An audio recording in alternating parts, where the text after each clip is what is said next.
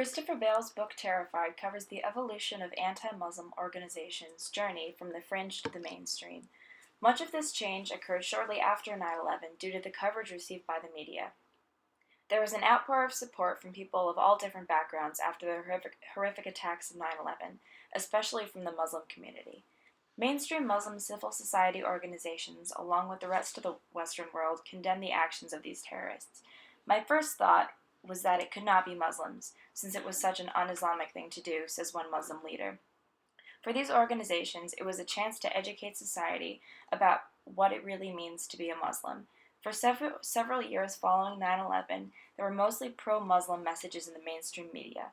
Countering this effort, however, were small groups of anti-Muslim organizations working to expose what they thought were the true colors of Islam. To them, Islam is a violent and backward religion that is working to overthrow the free world. Though these groups were in the minority of all the incoming messages about Islam, they yelled their messages loudly. The media's attention was immediately drawn to these opposition groups and covered their emotional and passionate words. In fact, from 2001 to 2003, 12 mainstream Muslim organizations produced 27 press releases condemning 9/11 and subsequent attacks by violent extremists in Iraq and Afghanistan. However, only 2 actually received any media coverage. Many Americans found Muslim groups' condemnations of the attacks on September 11th as dispassionate, causing the media to instead focus on the impassioned, emotional testimonials of anti-Muslim organizations.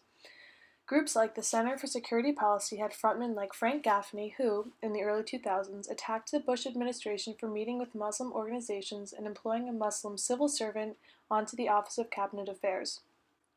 These graceless attacks were then given considerable attention in the New York Times and a segment on 60 Minutes. The anti-Muslim sentiment grew and can be seen even in other parts of the Western world. Stereotypical headlines even appeared in prominent liberal English news outlets. Much of the coverage post-9/11 linked terrorism and Islam, creating a link between the two that has lasted until present day. In December of 2011, the Canadian government banned the wearing of a niqab during citizenship ceremonies, barring any Muslim woman who wears the niqab from doing so while swearing her oath to Canada. Jasmine Thomas, a PhD student at the University of Alberta, released a paper in 2014 in which she analyzed the discourse used by Canadian newspapers and government news releases surrounding the controversial ban. Thomas writes that the Canadian Charter of Rights and Freedoms protects the rights of individuals to continue their cultural and religious practices.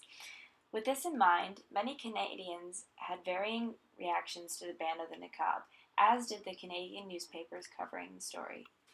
After reviewing 80 articles, Thomas found that 33.75% supported the ban, 20% rejected the ban, 35% presented both sides of the issue, and 11.25% took no position. The articles that presented both sides of the issue all tended to cite their concern with the ban as going along with the norm of negative representations of Muslim women, usually as oppressed, with the veil acting as the oppressor. Thomas found, however, that almost all the stories across the board neglected to take in the perspective of the most important stakeholders, women who actually wear the niqab.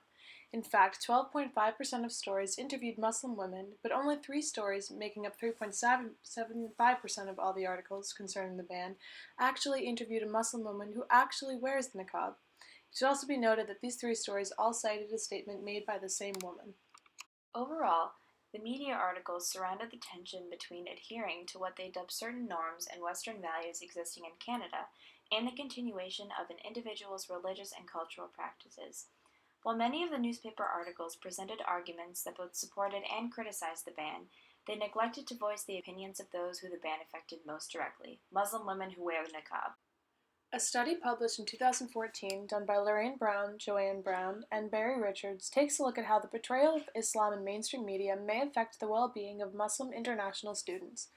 This study was done at a university in South England whose international body makes up 15% of the entire student body. The aim of research was to identify international Muslim students' perceptions of the representations of Islam in the British media, and how these representations may in turn affect the overall mental well-being of the students. The study interviewed 18 Muslim students, 9 female and 9 male, ranging in age from 20 to 29 with one 38-year-old. Participants came from Turkey, Libya, Kuwait, Iran, Iraq, Syria, Egypt, Algeria, Kazakhstan, Jordan, Oman, Lebanon, Gambia, Sudan, Russia, and Nigeria.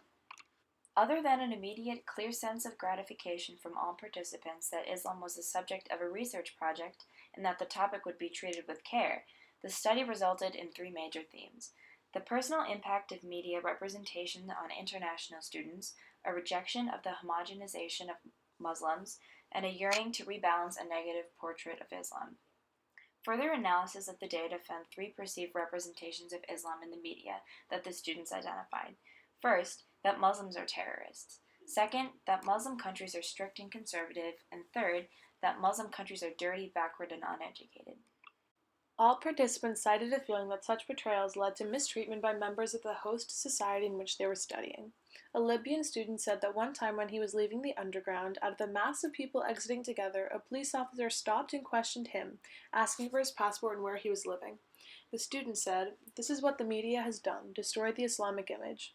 A Syrian student stated that while she's never been outwardly mistreated, she feels there is always an unspoken judgment that she is different when she identifies herself as Muslim. Additionally, two students surprisingly cited a sense of guilt they experienced after exposure to media portraits of Islamic terrorism. A Libyan student said, "The media is very strong. Sometimes you watch the news and inside you think, I am a terrorist because I am a Muslim. They're trying to change your thinking and what you believe." Various other testimonials cited students feeling a sense of needing to explain themselves when they introduced themselves as Muslim, separating himself or herself from the image of Islamic terrorists in the media. Overall, students felt that misrepresentations of Islam in the media have led to mistreatment and suspicion from the non-Muslim community and a negative impact on collective self-esteem and cultural identity. While many misrepresentations of Islam do exist in the media, there are forces working to correct these distortions. One such example can be found at IslamophobiaNetwork.com. The Islamophobia Network seeks to shed light on the $57 million that go into fueling Islamophobia in the United States. At this website, one is able to scroll sideways to watch where the money from various trusts and foundations goes. At the very end of this network are 10 mainstream media personalities and networks, including Rush Limbaugh and Fox News Channel. Rush Limbaugh is the host of the most popular radio talk show in America, being carried by more than 600 radio stations and reaching more than 12 million listeners a week. On his show, Limbaugh has made various Islamophobic remarks, including a discussion about the construction of the Park 51 Community Center in 2012.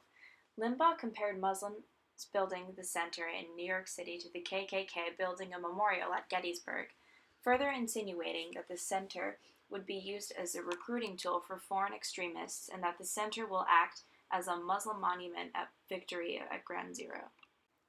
Similarly, Fox News Channel is one of the biggest and most influential TV networks in the United States, reaching 24 million viewers. On a regular basis, Fox News warns against Muslims attempting to impose Sharia law in America, Muslims establishing a global caliphate, Muslims engaging in homegrown jihad, and Muslims infiltrating President Obama's administration to promote Islamist agendas. Right-wing conservative networks and figures, however, are not the only circulators of misconceptions. An interview between CNN and #1 New York Times bestseller and professor Reza Aslan demonstrates how even leftist figures and networks can get wrapped up in stereotypes. In the interview, CNN anchors referenced statements HBO talk show host Bill Maher made concerning the connection between female genital mutilation in Africa and Islam, to which Aslan found fault. Applaud, sure. He went on for a good 5 or 6 minutes about that, talking about how women or circumcision for women, not respecting the rights of women, not respecting the rights of gay people. And what's your reaction? And then we'll talk. Well, I like Bill Maher. I've been on his show a bunch of times. He's a comedian, but you know, frankly, when it comes to the topic of religion, he's not very sophisticated in the way that he thinks. I mean, the argument about the female genital mutilation being an Islamic problem is a perfect example of that. It's not an Islamic problem, it's an African problem. Well, wait, because he says it's a, hold on a second, Reza, because he says it's a Muslim country problem. He says that in Somalia... Yeah, but and that's actually empirically, factually incorrect. It's a Central African problem. Eritrea has almost 90% female genital mutilation. It's a Christian country. Ethiopia has 75% female genital mutilation. It's a Christian country. Nowhere else in the Muslim majority states is female genital mutilation an issue. Later in the video, the news anchors reference other comments made by Maher that cite the mistreatment of women in places such as Saudi Arabia and Iran as being not extremist, but rather commonplace throughout the Muslim world. I mean, I think that Bill Maher's point is that these aren't extremists. We often talk about extremists and that we should crack down on extremists. And why aren't Muslims speaking out about extremists? In Saudi Arabia, when women can't vote and they can't drive and they need permission from their husband, that's not extremists. Why aren't we talking more about what? That's not extremist, that's commonplace. Why don't we talk more about the commonplace wrongs that are happening in some of these countries?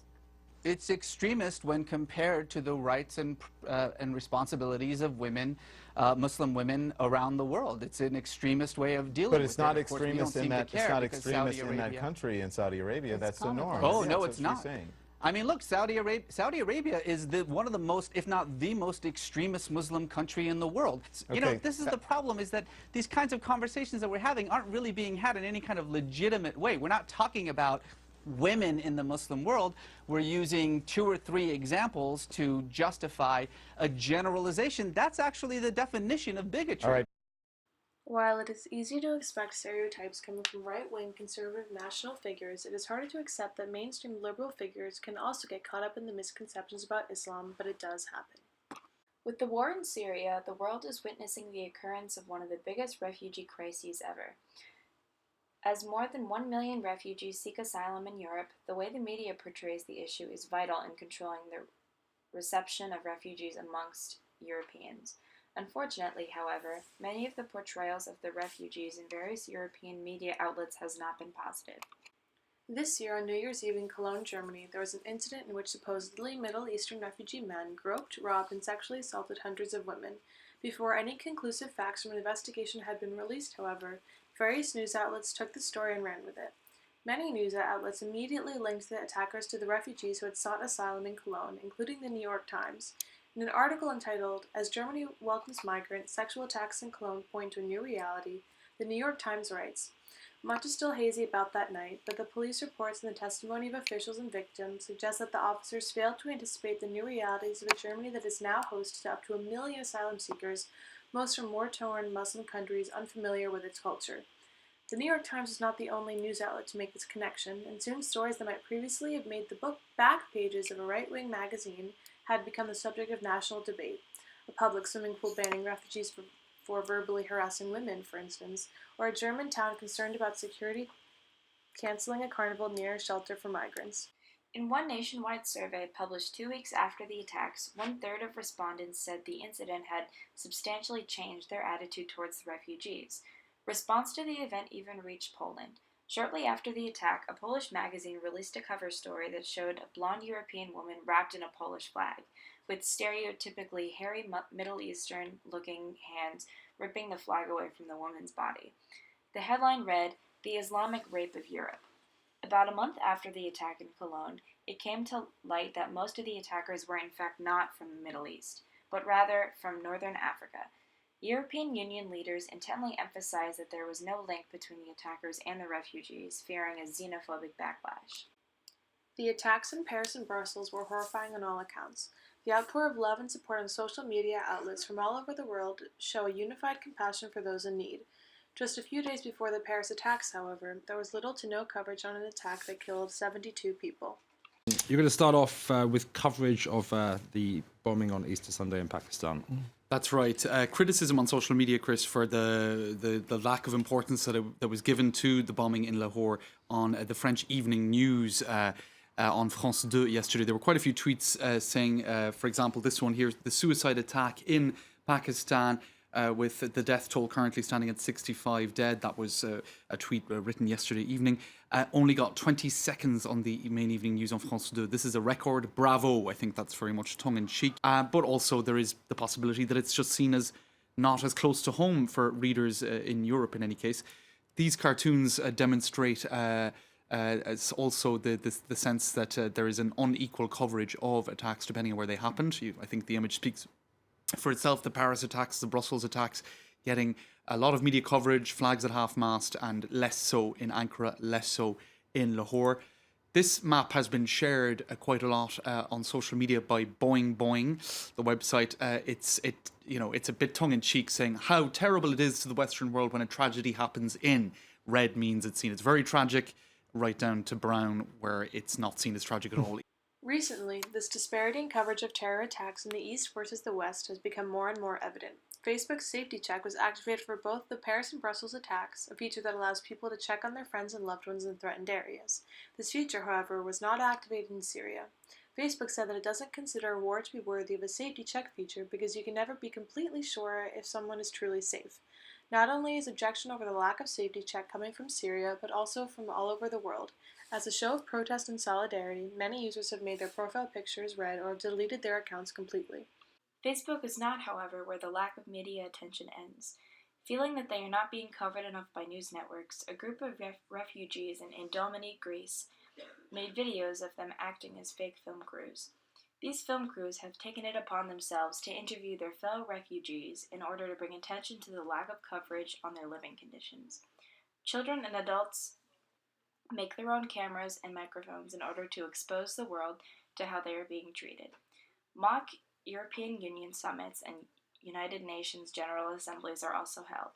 This is in response to the neighboring European countries closing their borders to the refugees in mid-February.